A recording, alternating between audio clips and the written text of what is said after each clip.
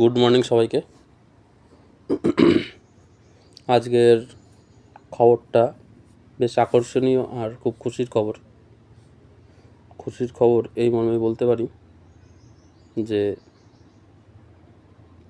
Next week আগামী সোম, মঙ্গল, বুধ, বৃহস্পতি, শুক্র এই 5 দিনের মধ্যে তোমাদের রিক্রুটমেন্ট প্রসেসের কাজ বাদ বাকি যেটুকু পেন্ডিং ছিল সেই কাজটা কমপ্লিট হতে চলেছে।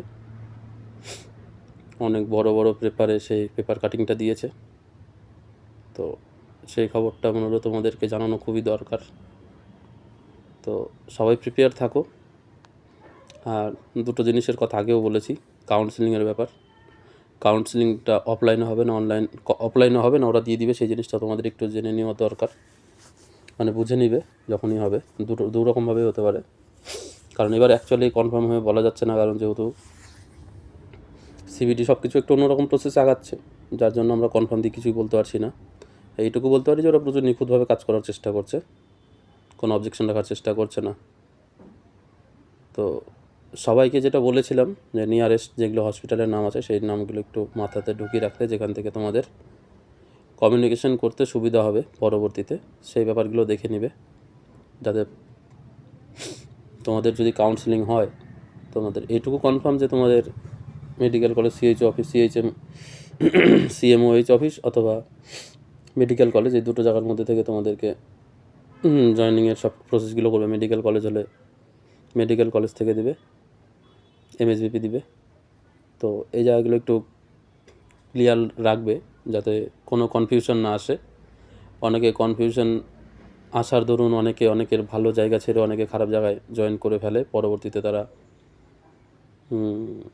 রিগ্রেট ফিল করে। সেই জিনিসটা যেন কোনোভাবেই না আসে, তার জন্য তোমাদের নিয়ারেস্ট যে জায়গাগুলো আছে হসপিটাল, যেই জায়গাগুলো তোমাদের ফেভারিট, সেই লিস্ট একটা তৈরি করে রাখো যে এটা না হলে ওটা না হলে এটা, যেন এটা না হলেও যেন এটা, এরকম ব্যাপারটা যেন তোমার হাতে ক্লিয়ার যেন থাকে। আর এটা আবারও বলছি, এটা কনফার্ম যে বুধ বৃহস্পতিবারের মধ্যে লিস্ট পাবলিশ হতে চলেছে। আর একটা কথা যেটা বলতে চাইছিলাম সেটা হচ্ছে, যারা সিএইচও রিক্রুটমেন্টে যারা উত্তীর্ণ হয়েছে তাদের মনের মধ্যে অনেক প্রশ্ন আছে যে জয়েন করলে কোনো সুবিধা হবে বা অসুবিধা হবে নাকি। রিসেন্টলি মালদাতে হয়ে গেল। তো জয়েন করলে অসুবিধা বলতে সুবিধা বলতে, তুমি যদি ঘটনাক্রমে কোনো ডিলে হতো বা ডিলে হয়, ধরে নাও কোনো বড় কোনো অঘটন ঘটে গেল যে রাজ্য সরকার রিক্রুটমেন্ট আটকে গেল, সেই ক্ষেত্রে ওটা ভালো। কিন্তু নর্মালি সেটা যদি না হয়, যেটা হওয়ার মানে খারাপ কিছু হওয়ার চান্স নেই বললেই চলে, সেই ক্ষেত্রে যদি তোমরা জয়েন করে ফেলো, তোমাদের কিন্তু রেজিগনেশন পেতে তোমার অনেক সময় লেগে যাবে।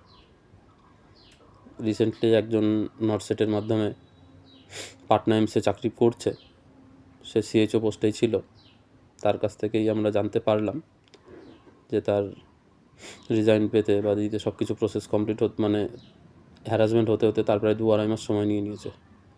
তো এই মুহূর্তে যেহেতু তোমাদের রিক্রুটমেন্ট মার্চের ফার্স্ট উইকে করে দিবে, এই মুহূর্তে যদি তোমরা সিএইচওতে জয়েন করে ফেলো, নির্দ্বিধায় ধরে রাখো এখন যে প্রসেস আর যে কন্ডিশনের মধ্যে দিয়ে আছে বা যেরকম কাজ চলছে, এই মুহূর্তে আশার করো না যে আমি এখন রেজিগনেশন দিয়ে আবার এটাতে জয়েন করবো। 2-3 মাস ইজিলি লেগে যাবে।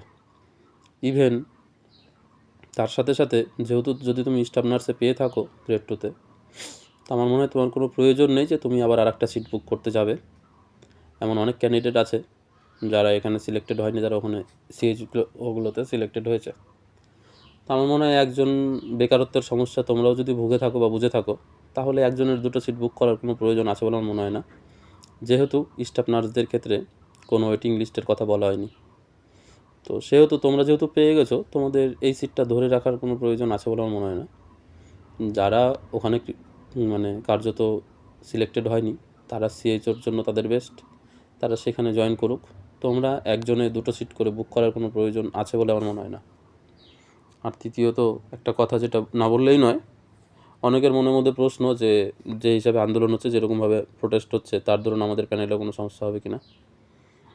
তো আন্দোলনের প্রোটেস্টের দরুন কোনো কিছু স্থগিত হতে পারে না। প্রপার প্রুফ লাগবে, প্রুফের দরুন কেস করতে হবে, কেসের কার্যত একদম সলিড এভিডেন্স থাকতে হবে, তার দরুন যদি ওরা কোনোভাবে ওটাকে পোস্টপন করা, ডিলে করা, অথবা যতদিন না কেস মেটবে ততদিন পর্যন্ত ওটাকে ঝুলিয়ে রাখার মতো কন্ডিশন, ওরকম কোনো আমার মনে হয় না প্রুফ আছে আর আছে। তো ওই আন্দোলন 200-400 জনের আন্দোলন বা এগুলোতে কিছু হবে না, নিশ্চিন্তে থাকতে পারো। অনেকে কমেন্ট করেছে দেখলাম যে এটার জন্য কোনো এফেক্ট পড়বে কি না, তো কিচ্ছু হবে না। আর আন্দোলন যারা করছে তাদের জন্য একটাই কথা বলবো, আন্দোলনটা অনেক বড় লেভেলে করতে হবে। ভ্যাকেন্সি প্রচুর ফাঁকা আছে, কিন্তু এই 200-400 জন মাঠে নেমে আন্দোলন করে পোস্ট ছিনিয়ে আনা খুব কঠিন। অনেক বড় লেভেলে আন্দোলনের প্রয়োজন আছে, প্রচুর মানুষের রাস্তায় নামা দরকার আছে, যদি তোমরা পরবর্তীতে ভালো কোনো রিক্রুটমেন্ট, বড় কোনো রিক্রুটমেন্ট চাও তো। আর বড় যদি রিক্রুটমেন্ট না চাও তো এরকম অল্প অল্প করে রিক্রুটমেন্ট হবে।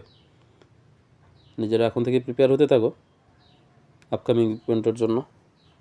আর রিসেন্ট একটা দেখলাম একটা জায়গায় ভ্যাকেন্সি ছেড়েছে, 40টার মতো ভ্যাকেন্সি দেখলাম, সবাই একটু দেখবে। আর খেয়াল পড়ছে না ওটা কোথায়, চিত্তরঞ্জন কোথায় যেন দেখলাম, ক্যান্সার হসপিটাল মনে হয়। তো তার জন্য যারা একটুর জন্য আটকে গেছো এরকম ভেবো না যে 40টা সিট মানে হবে না, এরকম কিছু না। প্রচুর মানুষ থাকবে যারা ফর্ম ফিল আপ করবে না। তো যারা সিরিয়াস ক্যান্ডিডেট আছে তারাই ফর্ম ফিল আপ করবে আর তারাই পরীক্ষা দিবে। তো যদি নিজের প্রিপারেশন বা নিজের বেসের উপর কনফিডেন্ট থাকে, তাহলে আমি অবশ্যই বলবো যে তারা ফর্ম ফিল আপ করে পরীক্ষাটা দেওয়া ভালো করে। আশা করছি তাদের জন্য ওখানেও ভালো কিছু হতে পারে। আর একটা ভিডিও আমরা আনবো প্রমোশন হওয়ার পরে একজন বিএসসি নার্স বা জিএনএম নার্সদের ক্ষেত্রে ইন ফিউচার কোন কোন পজিশনে তারা যেতে পারবে, সেই বিষয়টা নিয়ে আমরা একটা ভিডিও আনবো। সেই ভিডিওটা খুব শীঘ্রই হয়তো পোস্ট করব। তো এখনকার মতো এইটুকুই সবাইকে। আর আগামী সপ্তাহে তোমাদের আর ধৈর্য ধরতে হবে না, আর এই 4-5 দিন কষ্ট করে ধৈর্য ধরো। তারপর সবার জন্য নতুন জীবনের অনেক অনেক শুভেচ্ছা থাকবে। আগেও বলেছি, এখনও বলছি, অনেক ধৈর্য ধরলে আর 10 দিন ধৈর্য ধরো, তারপর তোমরা জয়েনিংও করে নেবে, সব কিছু প্রসেস কমপ্লিট হয়ে যাবে আগামী 10-12 দিনের মধ্যে।